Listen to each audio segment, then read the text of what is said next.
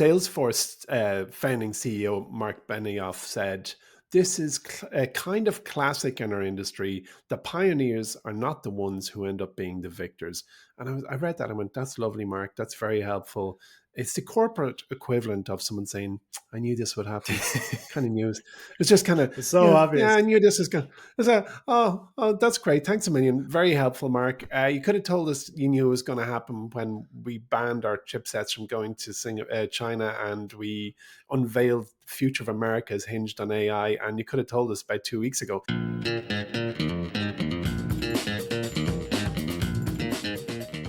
This episode of the pod is proudly sponsored by Cadiz Inc.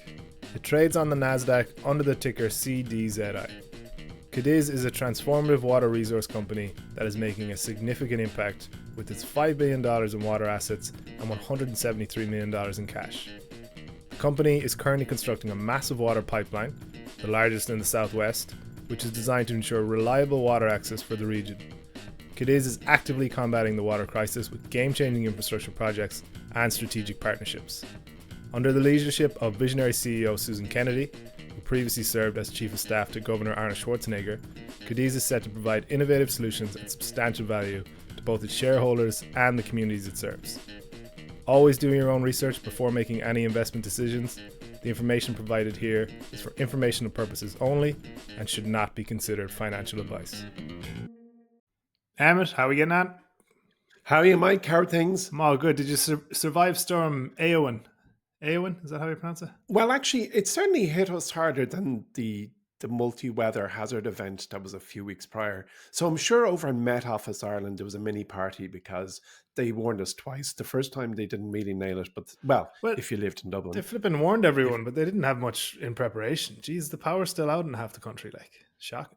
Yeah, no, I mean the first one, that was the one about 3-4 weeks ago, but you're right, Eowyn was, it hit our house, there's damage done, there's no question about it. Yeah, no free trampolines or anything, no? No free trampolines, but equally none of our stuff went over the wall, which is just, I suppose, is a small blessing. Jeez, it is.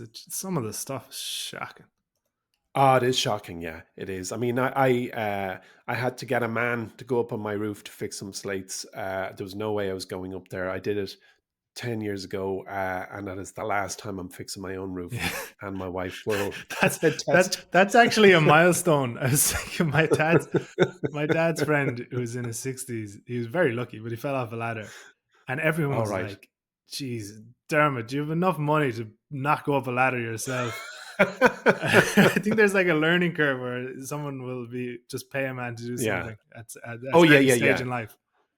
Oh yeah, I've definitely hit a point where I'll turn to my wife and go, "We need a man." Yeah, and we also need another man to fix the fence because there was a fence in my garden that was ripped to bits. So I need men. That's basically the summary of Eowyn. Okay, so we won't dwell on the weather, but a storm hit the stock market on Monday called DeepSeek. Oh, it did. Jeez, we're preparing for this podcast, and you do your research and everything. I've never seen so many opinions be so diverse on the implications, and we're gonna add our two to the pile now. Yeah.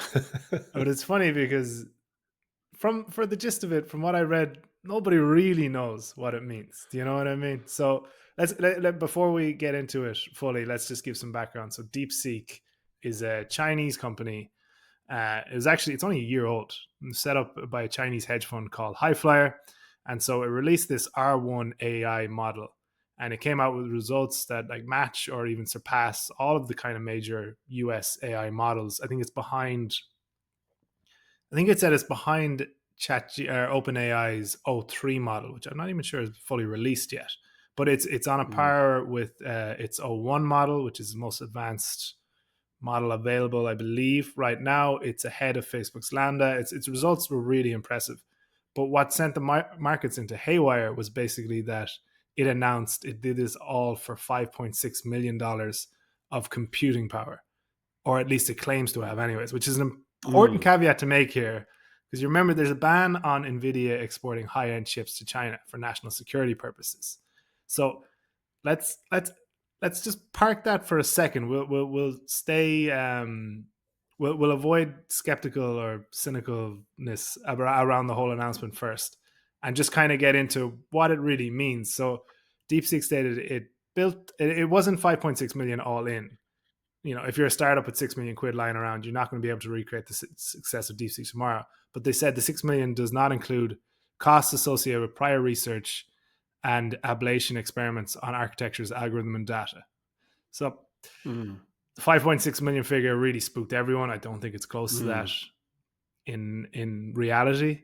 But let's keep going. So the DeepSeek mobile app was downloaded 1.6 million times by January 25th and ranked number one in iPhone app stores in Australia, Canada, China, Singapore, the US, and the UK.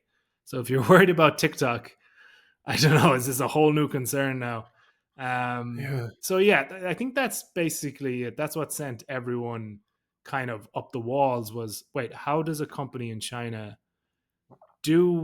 deliver the same results that all these major trillion-dollar companies in the US are doing for a fraction of the price?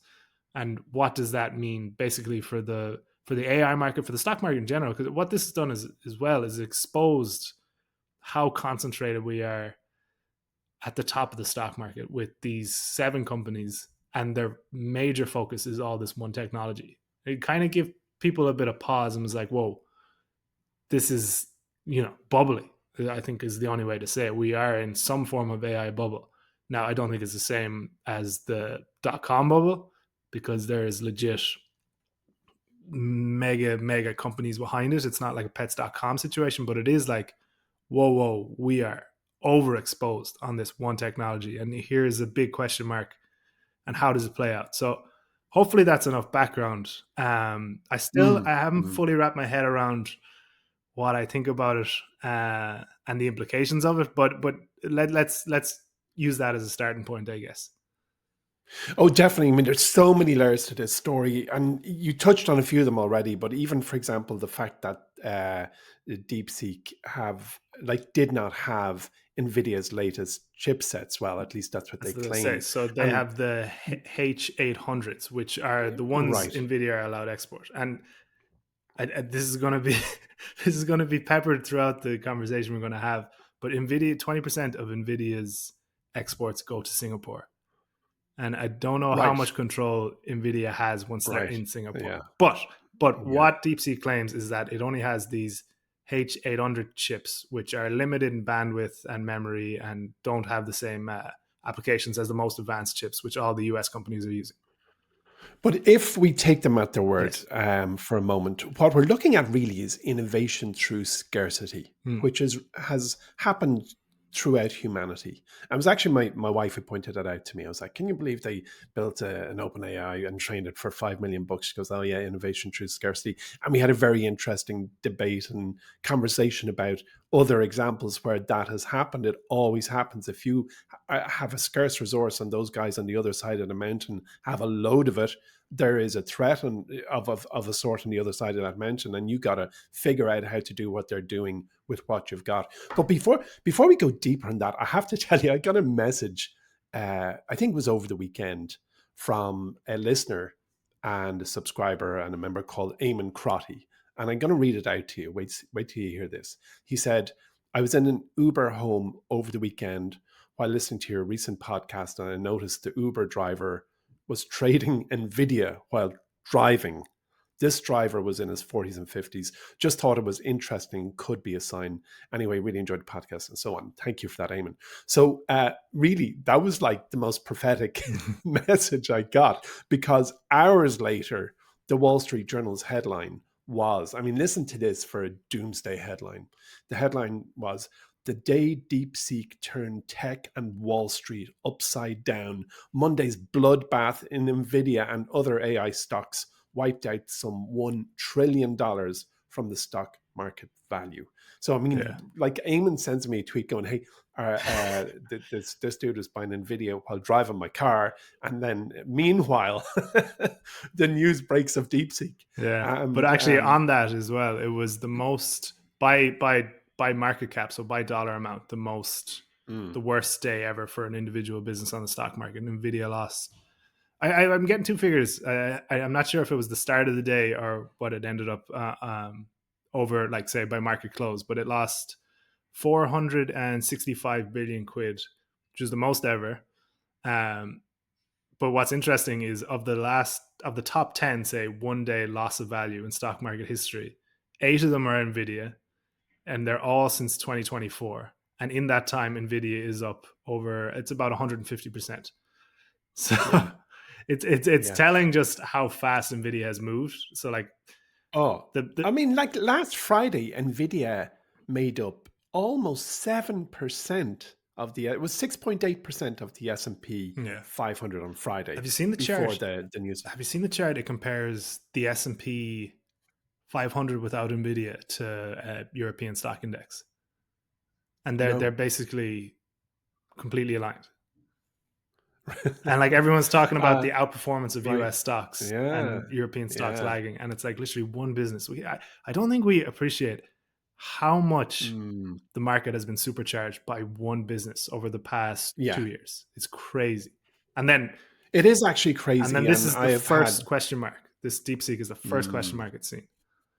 it's true. You know, Salesforce founding CEO Mark Benioff said, "This is a kind of classic in our industry. The pioneers are not the ones who end up being the victors." And I read that and went, "That's lovely, Mark. That's very helpful." It's the corporate equivalent of someone saying, "I knew this would happen." Kind of news. It's just kind of, It's so yeah, obvious. yeah, I knew this was going. It's a, oh, that's great. Thanks a million. Very helpful, Mark. You could have told us you knew it was going to happen when we banned our chipsets from going to China, and we unveiled the future of America is hinged on AI. And you could have told us about 2 weeks ago. I mean, like President Trump. I'm always unsure as to what exactly I'm looking at when I switch on the TV and see a president talking at an event. But at a specific event, which I think I mentioned last week, he invited Sam Altman up, and it was very clear that AI underpins the entire, well, not the entire, a large portion of America's growth strategy. Mm. So you can see why this Exocet missile has really hurt the market. which will Actually, which DeepSeek. will feed Do you into know the my IC? skepticalness of the whole thing is how much it has Oh yeah, hurt America. I know. But no, let's take it out its merits for now. Hey, come here. Did you like ACDC growing up, or is that completely my thing because I'm old? Oh, I like them now. I think you Yeah. have Oh, to get cool. over a certain age barrier, maybe. And you do. There's definitely yeah. You have to cross. There's definitely a divide. Now, Yeah. if I wouldn't say that. Well, actually, my son's probably like, but they have a song called Heat Seeker, and in my head, when I was reading as much as I could about Deep Seek, I was like, Deep Seeker. It really felt like an AC/DC anthem, Yeah. just rocking it out. Have you downloaded the app? No. Oh, I downloaded it last night and harassed it Yeah. um, with stuff that I don't mind the Chinese knowing. Yeah. Go write me So a I gave script it. for a podcast tomorrow morning. I didn't know, never. But what I did was I said, look, here's the type of stocks I look for, and I said, ideally, I'm looking for a business that has the potential to grow tenfold, and here's the characteristics that I want. And I said, list them. Now, the last time I did that in GPT, it said I can't give you advice, so I just whatever, not interested. But it pumped out a load of names. Uh, Many of which actually I admire, and there's a couple of which I've pitched in Horizon. I thought it's quite handy. And then I said, right, give me more, and then it just went off. It just went off the rails. So yeah, I harassed it about the stock market, and I found it to be just fine, grand. It's a large language model, but hey, they built it. Did they build it for 5 million or train it for 5 million? What's this 5 million figure? 5.6 million is the training costs, it says, but it doesn't include kind of the logistics and the architecture that went in behind that. So, Yeah, the 5 million is, say, like the compute of it. right, right. Whereas, Facebook and Microsoft have committed, I think they're both saying they're going to spend 65 billion on capex Yeah, in 2025. yeah, And yeah. everyone kind of has taken a step back, and no one knew. So Monday was a whole like, okay, wait a minute, stock market is exposed to this AI risk, and now the 100% sure thing, maybe it isn't. But after people take a step back, they were like, well, apart from a certain few companies, I assume NVIDIA being the top one, and maybe some of the logistics companies around it. So memory chips, and then the energy. So nuclear stocks Mm, got absolutely decimated. which is a pity because I was an advocate for a few of them on Yeah. this podcast Yeah. up until recently. Um, but like bringing in these new efficiencies was like, okay, well, does Facebook not need to spend 65 billion quid next year for its llama models and all the rest? Could it do the same with, 6 billion quid? Mm, Or yeah. the other hand is, how much better could Facebook's models, how much could like their output accelerate if they continue to spend the 65 billion quid, which they're able to do and have the resources to, and then they have superior tech in these NVIDIA H100 chips and the Blackwell chips that are coming out now. So they have advanced tech, advanced money, and then they can introduce this efficiency to it. Do you know what I mean? Mm, So yeah. in a sense, it could be an incredibly positive thing for these companies, because an awful lot of what we said is, all right, you're spending this money, fair enough. Where is the output? Is this going to accelerate that output and move it up exponentially if they can introduce the efficiencies that DeepSeek has with the resources that Facebook has? Do you know? But that's a very good point. I mean, the more I read about DeepSeek, it led me to wonder if AI's or so I mean to say OpenAI's ChatGPT is the Apple of the industry where it's closed, and is DeepSeek like the Android of the industry where it's open. So where one is an open source model, business model, the other is closed ecosystem, and they both can coexist and eventually actually have their own evangelists. But when you it does beg the question, who, and you've touched on this, who are the winners and losers? And I would tend to agree with you that consumers and businesses and big tech companies like Meta and Apple and Amazon and all the rest will Yeah. stand to benefit from lower AI costs and broader adoption and all the rest. But I wonder, when I was trying to consider the losers from this news, if the news uh, is in fact news, and the state of development propagates from this point forward, as the market has kind of indicated, the losers for me are like these proprietary model providers and the companies that are relying on a closed ecosystem, such as Anthropic, and then NVIDIA. Certainly faces challenges. Again, we are the dose of skepticism that you touched on there, healthy dose of skepticism. You just wonder, how on earth could Altman and Co. at OpenAI have taken so long? When I say so long, so much resources to build what they've built, Yeah. only to find the lads on the other side of the mountain have done it with a fraction of that. Yeah, and it's what you touched on. It's they've been forced to innovate because they were using reduced resources. Whereas with these companies with endless, cash banks, why wouldn't they just Mm, move as fast as possible and just get the product out? So yeah, yeah, it's really interesting. I think the discussion will turn to, for a while, it seemed like AI was kind of ring fenced by who had the most money and yeah. who had the most ability to get this very limited resource in terms of the highest end NVIDIA chips, and who could build out the biggest data centers and who could spend the most on computing power. And at the end, we'll see what happens and we'll produce this. And what this has done potentially is remove that kind of bar where, okay, only the richest companies can push AI to the next level. And now the Mm, hardware isn't so much the hardware isn't ring fenced as much, and it becomes output. Okay, well, what can you do on this? What applications can you build using AI, and how are they going to play out? So honestly, I remember I had this was ages ago, and I think this is almost a year and a half ago. I had Michael Lucas on the pod. yeah. He had set up an AI fund, and he had always talked about so he had talked about the hardware for sure, but he had also talked about the applications of AI, and he kept going back to CrowdStrike, and he was like, CrowdStrike, the end products they're using powered by AI are some of the most impressive things that are coming out on the market.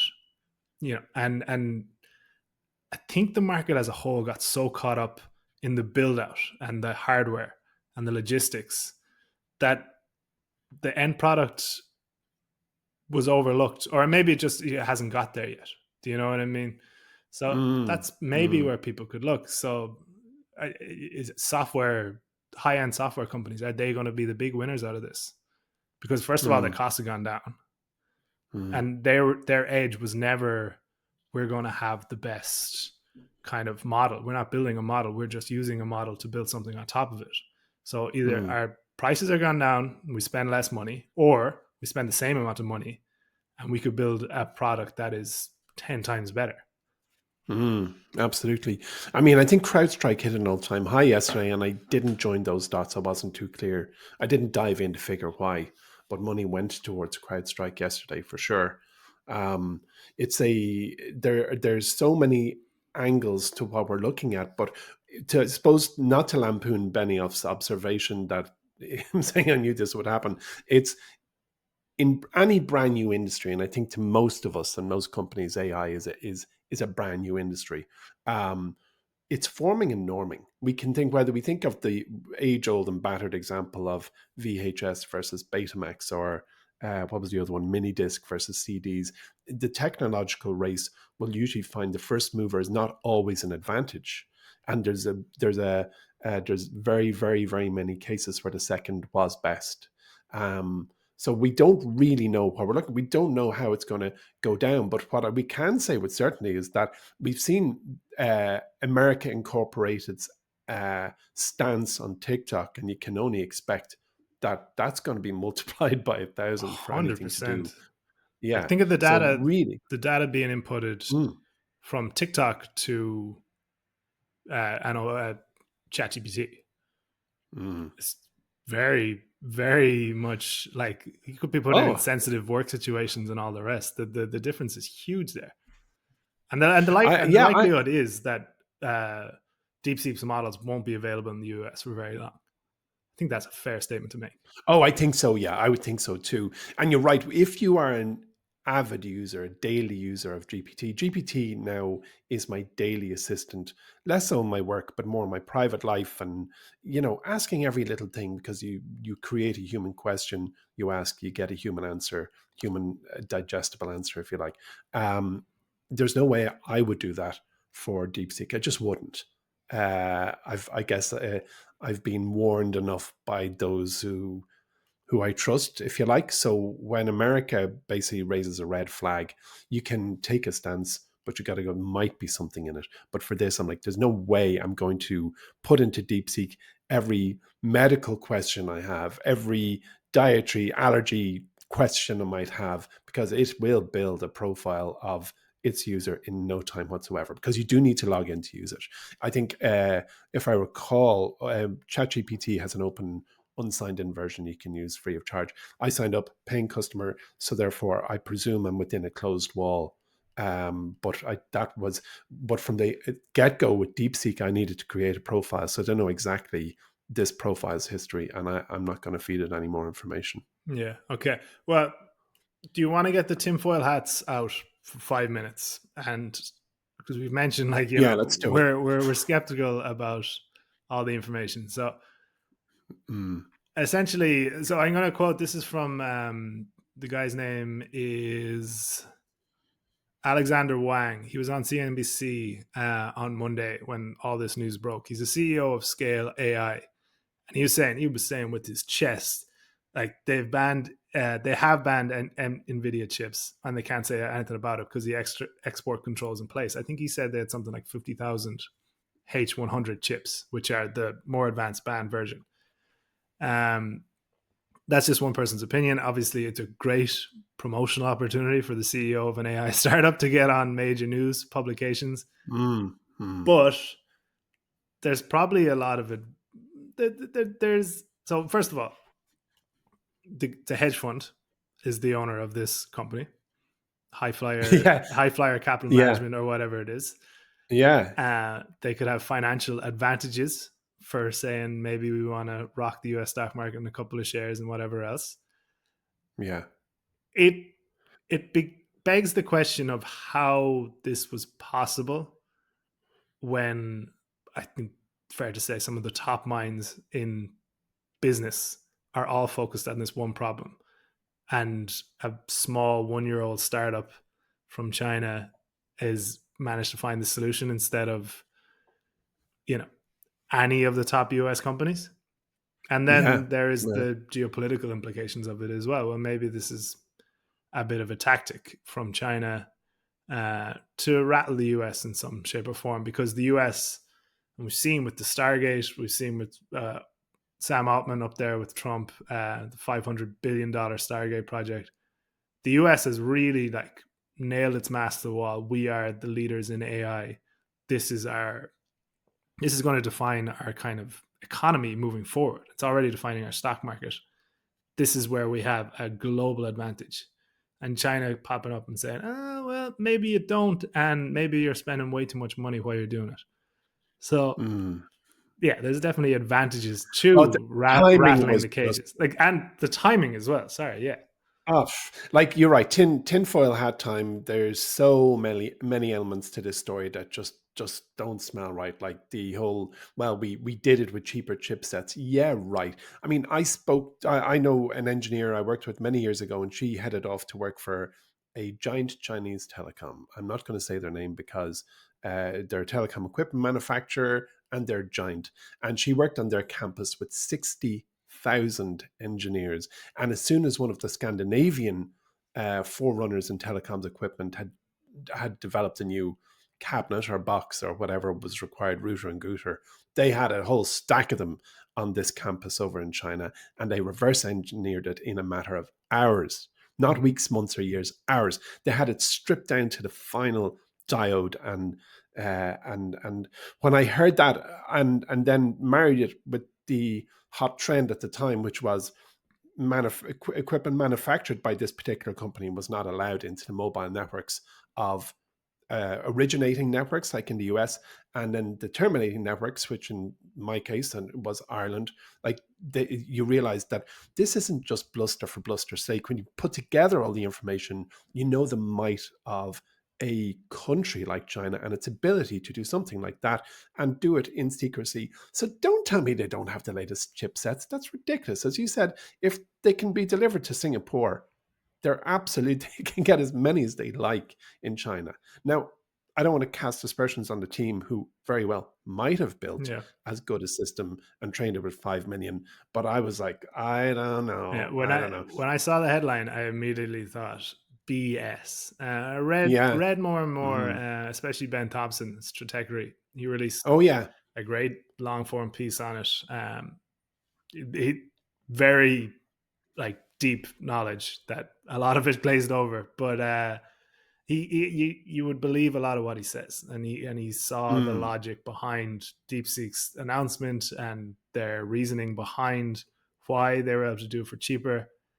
So the more I researched it, the more feasible it sounded. But like, the blink, the Malcolm Gladwell blink, like, what's your first Yeah. reaction? It's probably right. Yeah. I thought, Yeah. no way, BS. Yeah. And what you Yes. said, the timing. So yeah, Yeah, definitely. I mean, that timing was just too much. You know, the whole what's the name of the project? The $500 billion project, Stargate. Stargate. Yeah, You know, Stargate is there. It's part of America's growth strategy, and lo and behold, China Incorporated send out, and we just a casual flex. Oh, we did that with $5 million.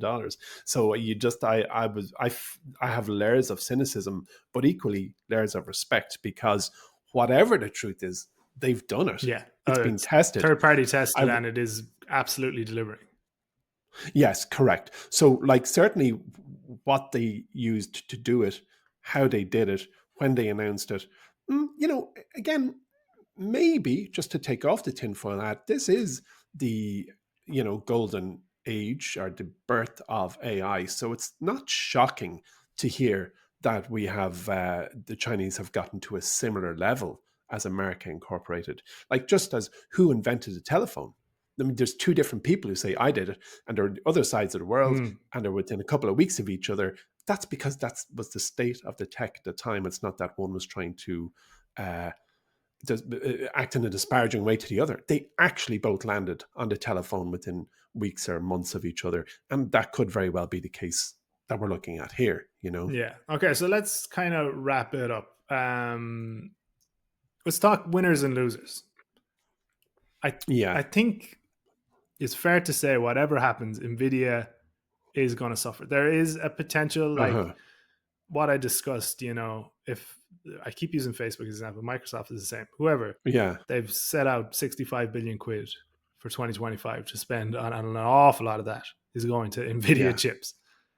Yeah. Do you know? Does that money Yeah. still go? And then they kind of use these efficiencies and 10x their capabilities, or Yeah. does the cost come down? And then does is there a proliferation of new companies that don't need the same level of resources and can still go about and create this AI model, but just much more efficient and much cheaper? Mm. I, Mm. yeah, Yeah, I mean that it really is the forming and norming stage. I think of victors might be like Huawei in China, who have been made it clear they're out to develop chipset that's comparable or better than Nvidia's, and I think we're going to see Nvidia facing down more competitors. yeah, So I don't want to say they're a loser. I mean, it's like, I do think it's a flash in the pan. Sorry, I never even got to make that point. The market's reaction on Monday with a trillion lost, I think, was a knee jerk reaction that when everybody sobers up, they realize this is the way it's going and it will be absorbed and brought back in very shortly. You know, do you remember in school, or maybe again, this is an age thing, I don't, a bit like Heat Seeker from ACDC, but do you remember you'd get a new calculator at the start of the year and you take it out of your like when you're a kid, you take it out of your pencil case, and if you had maths nerdy friends like me, you'd both put in a relatively complex maths equation into your calculator, and at the same time hit equal sign on your new calculators to see whose calculator was faster. Did you ever do that? no, Emmet. No, I nobody was nobody did. writing, what is it, 58008 on my calculators. I'm afraid Holding it upside you've down. lost me on that Right, one. You've right, exposed okay. yourself as the Well, nerd. Well, this no, no, totally, yeah, I am absolutely. But when I was in school, you'd kind of test how fast your calculator was versus the guy beside you, and I really thought that this was a bit like OpenAI's 0 1 and or one, and like the comparison of one versus the other in speed. I felt this is like they're just comparing calculators at the Yeah, moment. And I read, I shared on our internal communication system Slack the white paper that was published, and it was calculator comparison stuff. This was done a minute faster than yeah, the other yeah. one and the And other. they have all their And independent tests. So they have a maths test and a reasoning test and a general knowledge test and stuff like that. I saw the kind of results. yeah. Yes, exactly. Yeah, Yeah. I mean, it wasn't an enjoyable read. You look at the pictures and the graphs, go, that's what happens. Yeah. I mean, it is a neck and neck kind of race. So yeah, whether it's Graham Alexander Bell's telephone or who's the other one, LM Ericsson's phone, like they both invented a phone and they both have slightly different attributes, but they're going to talk, they both get two people together at the same time. And this is with OpenAI versus, DeepSeek. I think we're looking at substitute products, but I strongly believe they're going to be geographically ring fenced because we also know that's true. that when you're in China, you need to use uh, the Chinese stuff, WeChat. Like when again, geez, my wife's getting loads of mentions on this. When she was in China working a few years ago, I couldn't WhatsApp her or text her. I had to have WeChat, Yeah, had to be invited to WeChat. So, that kind of mentality exists in China. We all know it does. They need their own thing. They need their own version of Diet Coke. yeah. No, and that's completely. I don't think people are going to be using DeepSeek flat out from this, but the important thing about DeepSeek was that it's open source, so people can go and see Yeah, what they've done yeah. and implement it into their own projects. And Yes, that is that's very the true. important thing, and that's why I think like the one of the biggest winners out of this whole development is AI as a whole. I think it's become a bit more equitable, and what seemed like a moat for these large companies in their ability to buy up the hardware and create these models might become commoditized down the line, Mhm. which makes it a more even playing field. And then we're really highlighting output and who can build the best products, given that the models themselves might be commodities. And I Yeah. actually think a big winner out of all this as well is Apple. So Apple was left Mm. behind in the AI race. And maybe we always turn back to this. Maybe Apple are the flipping geniuses and the puppet masters. Mm. And maybe we stick the tinfoil hat on, but for 2 more seconds, Apple, if a company is ever more like has roots in China, maybe they saw something like this coming. Maybe they're like, oh, we're not going to spend 65 billion quid this year. Why would we when the cheap stuff is coming from the cheap methods are coming out of China in next year or the year after or whatever else. So that could be Yeah. 4D chess from Tim Cook. I'm giving him way too much credit potentially, but the fact that there could be a more even playing field really plays into Apple's hands. Yeah. Any losers, do you Yeah. think? And so, just on the Apple point, Apple are innovators, but they're not first innovators. Yes. They take an existing product and make it more elegant, usable, etc.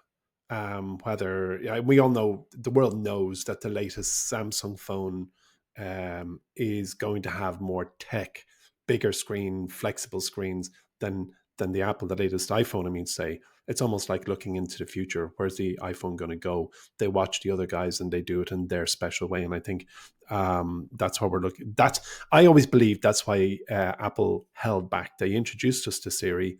Don't know about you, can't stand her. If I have a female voice of my own, I don't use her. I don't like it. I don't trust it. And what I mean by don't trust it, I don't trust it to deliver what I'm looking for when I need it. So they never, for me, on a sample point of 1 out of 7 billion people, delivered AI in a way that improved my life.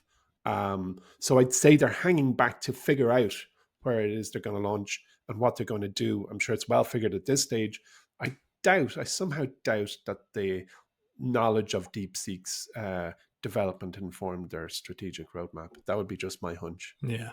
I'm more prone to the conspiracy theories than you. But yeah, it's a good point. Like Apple are the ones to go second and do it their own way, and that's really Yeah. benefited throughout. Any losers, do you think? Um, I I'm not certain at the moment because I've been working to find businesses that have their own, proprietary AI models that they've been building for years and years and have built business models on top of these AI models. And I spent a good bit of yesterday contemplating how are businesses like Upstart or Lemonade, what does this mean for them, if anything? So I don't want to say that I'm not by any sense suggesting that I think they're going to be losers, but certainly all businesses that have gone all in on AI. Hmm.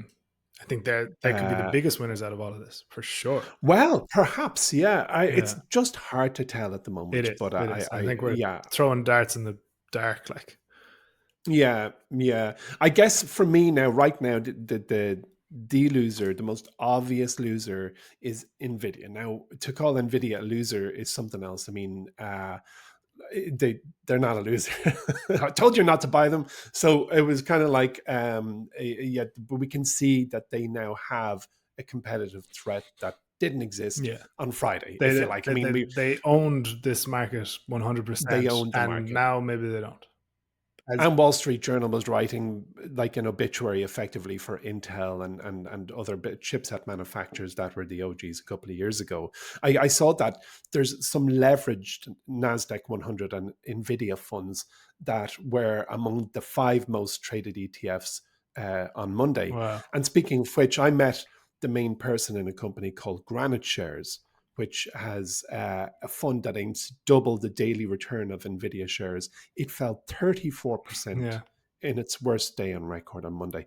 And the growth of leverage funds kind of has raised these concerns that they themselves they are contributing. exacerbate the moves Exactly. They're because exacerbating the if problem. everyone is selling their leveraged ETF, then the leveraged ETF who owns a block of shares has Exactly. to sell them to pay them out and all the rest. Yeah, that's They contribute to the velocity. It's like a 100%. thermometer that takes too much heat out of the system. So yeah, I suppose there are so many. So they are losers. The leverage ETFs Yeah, are there losers, you but go. that isn't.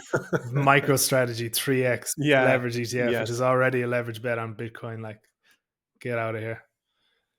For sure. Yeah, the only other ones maybe you could throw in are the nuclear companies. We Mm, mentioned them: mm, Constellation Energy, Vistra, NuScale, Oklo, Sam Altman's company. They got mm. absolutely hammered, and they got hammered, but they were also on the hottest streak over the last year and a Yeah. half. Do you know, that was really like the stocks taking a breather, which probably played into how much they fell. But they fell on a like as a collective 20% or more.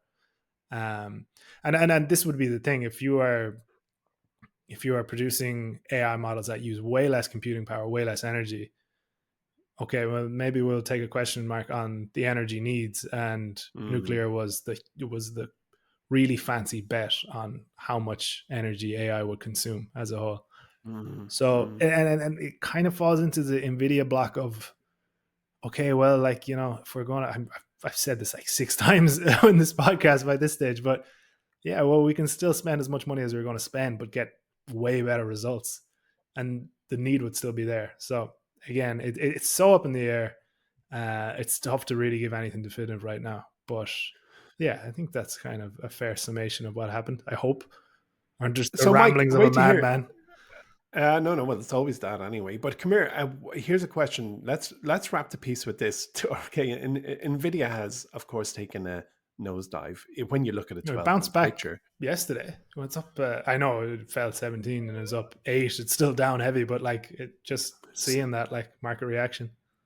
So, would you buy, sell, or hold Nvidia? If someone said there's €1,000, will you? And I only want Nvidia or nothing. Would you do it, or would you do nothing? I'd probably do nothing, but I have like a mental block. If I miss a stock, I Mhm. find it awfully tough to buy at the top. Like, as It's a in, tough one. It's a tough one to overcome. yeah, Yeah, it is because a like tough one. Nvidia has It's been one. on our radar since I started on my Wall Street in 2019, and it was never Yeah. added to the shortlist, but it was kind of just thereabouts, and it was a gaming stock, and it was a Bitcoin play, Mhm. Yeah. and so it's I had to overcome that very bias when I bought Netflix yeah, in the Horizon portfolio, which is up like fourfold since. But the day I was writing that buy alert, I had to push against demons, thinking this thing has grown yeah. some serious Well, you're amount. looking at is what it Um, already did, which is it's a tough one, yeah, hindsight it's one of bias. those biases we all have, and it's one you should Mm, overcome mm. because you're abstaining from opportunities. Well, we freshened this up, Mike, by both pitching a stock that has should have nothing to do with AI Yes, whatsoever. this is Right. a good Let's put a breath of fresh air digestive through for this. this episode because my Yeah, mind is lovely. whirring Yeah, from all this talk. I know. Okay, so we're going to go back to basic investing values Yeah, where AI was never even heard of. And we're both going to give her, what would we say, 30-second pitch for a company that's an AI free zone, or at least yeah, should be, yeah, like Sherman Williams, yeah. paint guys who talked about AI nonstop. we did Okay, we did a so full pod on this last year. I think it was did we? around last June or July.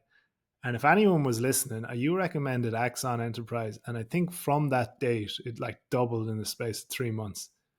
It was a Right. very successful Whoa. output. I can't remember what else we said, but yeah, go back and find that. I think it's just called 4 AI proof stocks or something like that. Oh, and now, sure, Axon actually have quite a hefty Axon dose are of very AI, heavy AI, which is great. but it's Actually, still it's a very in the wonderful. I physical still like. world, and like I think Oh, it's a we good example of like using the technology to prove an end product rather than just building out an AI project, if that makes sense.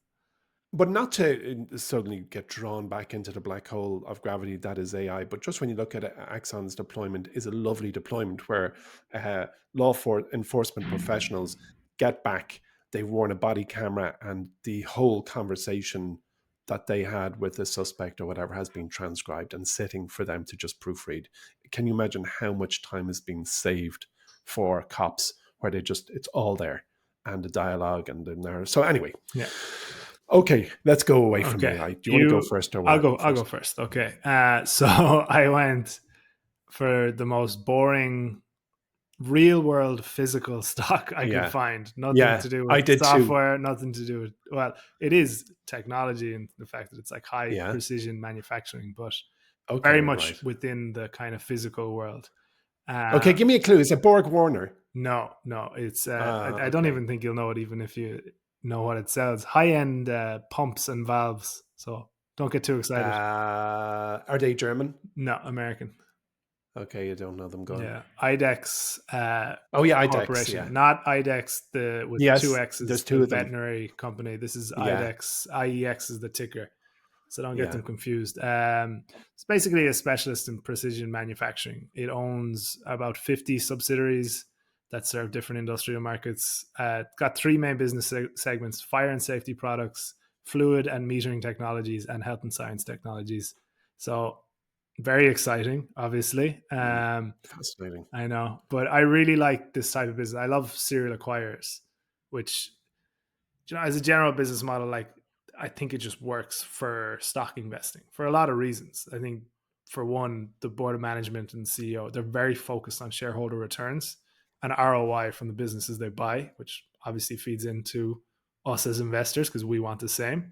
They're obviously diversified, and then they have usually a track record of success because they've been around for a while to get up to a stage where they're a public company. So they're just basically iterating on a business model that already works. And IDEX has a pretty unique strategy where it finds and acquires market leaders in lucrative niches.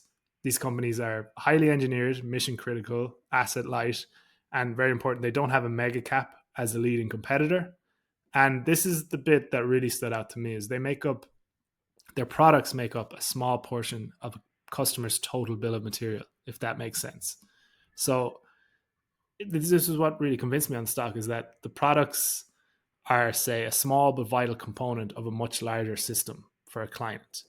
So that means, say, if you're spending 10 million quid on Acme Bricks project Y, and this Mm-hmm. widget only costs 100 grand of that 10 million, then you're not really going to cheap out on the widget because it's very important, but is a cheap overall cost. So, like, going for like the unproven alternate adds such little savings, but then brings in such big risks of, say, an entire project spend. Why would any manager introduce that risk when it's not worth it at all? And like, I was using the example. So if you are very interested in IDEX Corp, it was January's stock of the month, which is part of Invest Plus service, written like 2,000 words on it. I'm stealing this example from the piece where Anheuser-Busch is one of IDEX big customers. And so IDEX will produce valves and pumps that are small cogs in a machine that allows Anheuser-Busch to produce 11 billion bottles of beer a year. Management isn't going to go penny pinching and find cheaper versions of this valve or this pump that could potentially derail a $60 billion a year production process. So it's got a reputation for trust and reliability.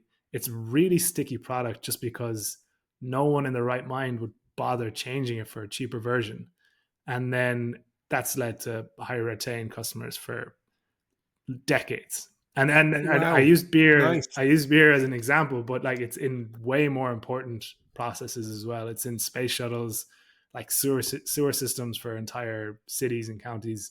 It's a really boring business, but there is just that USP, I suppose, for the stock that I really liked. And then And when it's in, it's in. It's a bit like it's in about a year or two ago, you pitched, was it Otis, the elevators. elevator Yeah, people? Yeah. And I love Japan Service. Is it Japan Service International? Anyway, Japan elevator service. Yeah, yeah, thank you, elevator service. These businesses, when they're in, they're in. I mean, getting them out, we all know about a sticky product, but this is a very, very sticky product. yeah. If you've bought a network of equipment from IDEX, it's in. That's it. We're not doing it again. Thanks, lads. Yeah. So if you stayed awake for that, please. Wow, that was so. Honestly, no interest in AI. That business wouldn't go near AI. They never even heard of it. Yeah. What's that? Is that a pump? No, no, boss. It's an artificial intelligence machine. And where do you install it? Oh, Jesus. Okay, so I'm gonna I'm gonna pitch an equally uh, un-AI-ish business, and it is the largest rural lifestyle retailer in the United States. If you, for Irish listeners, you know Woody's, the place for DIY. It is them, but in a rural setting in America. And the name of the company is Tractor Supply. Now, you should look at Tractor Supply on Google just to have a look. It's a good old fashioned Yeah. giant retailer. Generally stuck out. I don't want to say in the middle of nowhere. That's unkind, but it's a very rural place where it operates thousands, literally thousands of stores that sell all things to do with recreational farming and ranching and gardener stuff, and also pet ownership stuff. So it's the place you go to get all the things you need for probably outside the four walls of your home. Have you heard of them, Mike, by the way? No, but it's perfect. Right, they've Peter Lynch, yeah. he would love the name of that business. Oh yeah, Tractor Supply, 2,300 stores. So it has a Wow. Okay. properly Yeah. big. It's a big operation, and they pride themselves on being very customer focused, and seemingly are high achievers in the area. They have customer evangelism and love, and every store more or less looks like the other one, which of course makes a predictable shopping experience for the shopper and lower costs of rollout for the company. Um, and they've really achieved super long-term growth by just expanding its footprint and diversifying its offerings. And some of the reasons it's grown was, as I mentioned already, they went into the pet industry, and they are really capitalizing on the growing pet market. They acquired a company called AliVet, which is an online pet pharmacy, and that's a $15 billion market opportunity.